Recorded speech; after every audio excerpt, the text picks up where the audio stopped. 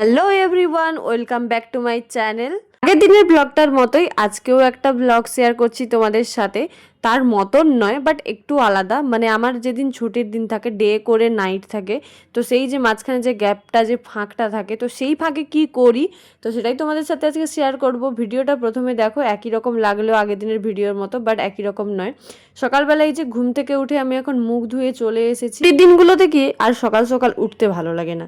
আজকে আমি ঘুম থেকে উঠেছি 9টায়, তাও উঠতাম না যদি না অ্যালার্ম বাজতো। 9টার সময় অ্যালার্ম দিয়ে রেখেছিলাম।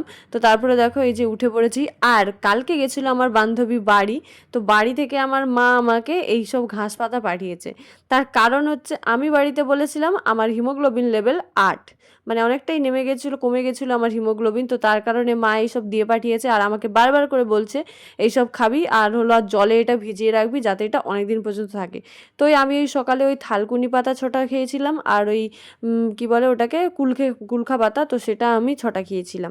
এগুলোকে না আবার কাঁচা চিবিয়ে খেতে পারে না, বেটে খায়, বাট আমাকে ছোটবেলা থেকেই মা এগুলো কাঁচা চিবিয়ে খাওয়াতে শিখিয়েছিল। তো যার জন্য আমার এখন কোনো অসুবিধা হয় না, আমি এগুলো কাঁচাই চিবিয়ে খেয়ে নিই, আর আমার ভালোও লাগে। ছোলা ভেজানোর কথা ছিল আমার, কিন্তু ছোলা ভেজাতেও ভুলে গেছি কালকে এসে পড়ে, আর আমার একটুকুনো এনার্জি ছিল না, শুধু মনে হচ্ছিল কখন বেডটাতে এসে ঘুমিয়ে যাব। যাই হোক, সেগুলো খাওয়ার পরে আমি এখন এই যে চুল নিয়ে বসে পড়েছি। চুলটা তো আমার দিন দিন ঝাঁটার থেকে অধিক হয়ে যাচ্ছে। মানে যত্ন তো আমি করি না ছাড়ো, বাট মানে এত পরিমাণে চুল পড়ছে কি আর বলবো। জানো তো কোনো বছর না এত খুশকি হয়নি যেই পরিমাণ এই বছর শীতে আমার হয়েছে। তো যাই হোক, এই যে চুলটা প্রথমে আমি আঁচড়ে নিচ্ছি, আর তারপরে আমি এখন মাথায় তেল নেব, আর তোমাদেরকে দেখাবো আমি একটা ভিডিওতে যে আমার কতটা পরিমাণে হেয়ার ফল হয়। প্রত্যেকবারে যখনই চুলটা আমি চিরুনি করি তখনই আমার এত পরিমাণে চুল পড়ে।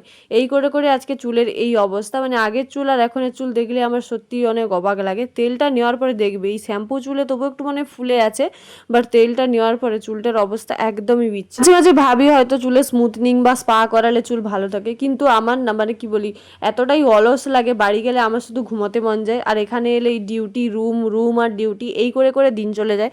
যার জন্য আমার কোনো কিছু করার মানে বিন্দুমাত্র এনার্জি থাকে না। এমনকি দুর্গাপূজা এলেও থাকে না, কোনো বিয়ে বাড়ি পড়লেও আমার থাকে না। তো চুলটা আঁচড়ে নেওয়ার পর এই যে কেমন দেখো কতটা পরিমাণে চুল পড়েছে আমার। যাই হোক, তোমরা কেউ যদি জেনে থাকো যে চুল পড়া কিভাবে একটু অন্তত কম করা যাবে, তো অবশ্যই আমাকে জানিও কমেন্ট করে। দিন দিন তো মানে চুলও পড়ে যাচ্ছে, আমি রোগাও হয়ে যাচ্ছি, কি হচ্ছে আমি নিজেও জানি না। আমার সকাল সকাল উঠে চুলে তেল নেওয়ার একটাই কারণ, আমি আজকে শ্যাম্পু করব। সপ্তাহে 2 দিন শ্যাম্পু করি, তো আজকে আমার শ্যাম্পু করার দিন, শ্যাম্পু করব আজকে। আর তার সঙ্গে রুমটাও পরিষ্কার করব, ঝাড় দেবো আর মুছে ফেলবো রুমটাও। তো সেই জন্য দেখো এই যে এখন আমার তেল নেওয়া শেষ হয়ে গেছে, এবার আমি চলে যাব রুম ঝাড় দিতে। তো রুম টুম ঝাড় দিয়ে সব কিছু কাজ কমপ্লিট করে আজকে আর আমি রুম ঝাঁটানোর বা মোছার কোনো কিছুই ভিডিও ক্লিপ নেইনি, যেহেতু ওটা আগের দিনই শেয়ার করেছি। তো প্রত্যেক দিন আর একই রকম ভিডিও তো তোমাদের সাথে শেয়ার করতে পারি না। তো যাই হোক, এই যে দেখো ঝাঁটার মতো চুলটাকে এখন ধুয়ে নিয়েছি শ্যাম্পু দিয়ে। শ্যাম্পু দিয়ে ধোয়ার পরের অবস্থাটা দেখো, শুধু মানে চুলের আর কিছু বাকি নেই। এগুলাও দেখবে বিয়ের সময় হয়তো পরে শেষ। তারপরে ঠাকুরের জল দেওয়া হয়ে গেছে। আর আমি আজকে ধুয়েছিলাম 1 বালতি জামা কাপড়। আমার বান্ধবীরও ছিল কয়েকটা সেখানে, ও তাড়াতাড়ি এসে স্নান করে চলে গেছিলো, আর জামা কাপড় মেলেনি, ডিউটি চলে গেছে। তো যাই হোক, এই যে এখন আমি সব কিছু মিলে দিচ্ছি একটা একটা করে। 1 বালতি কেচেছি। তো সপ্তাহের শেষে যদি এই বিছানার চাদর ফাদর এগুলো না কাচা হয়, তাহলে কেমন যেন নিজেরই শুতে একটা কেমন বিচ্ছিরি রকম ব্যাপার লাগে।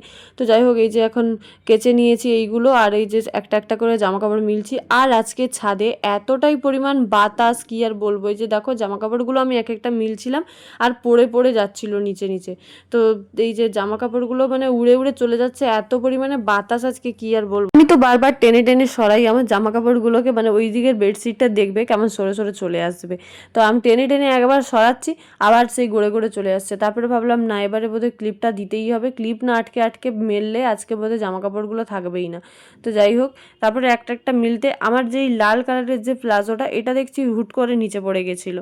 তো সেটার যদিও ভিডিও ক্লিপ নেই, বাট এটা পড়ে গেছিলো। আমার তো প্রচুর মাথা গরম হয়ে গেছে তখন, মানে এত খাটনি করে ধুলাম, আবার তারপরে এইসব মানে পড়ে গেছে, আবার ধুতে হবে, এইরকম ব্যাপারটা আমার এত বিরক্তি লাগছিল। যাই হোক, সমস্ত কিছু জামা কাপড় এই যে এখন মিলে দিচ্ছি। তোমরা তোমাদের ছুটির দিনগুলো কেমন করে কাটাও, বা বাড়িতে তোমাদের দিনগুলো কেমন করে কাটে, বাড়িতে থাকলে তো মায়ের সাথে গল্প করতে করতে কাজবাজ করতে করতে আমার তো মাথায় থাকে না, আর এখানে থাকলে এইসব দেখছি। জামা কাপড় মেলা শেষ করে রাস্তার দিকে আসতে দেখছি বাবা, উলুবেড়িয়া রাস্তার জ্যামটা দেখে নাও শুধু।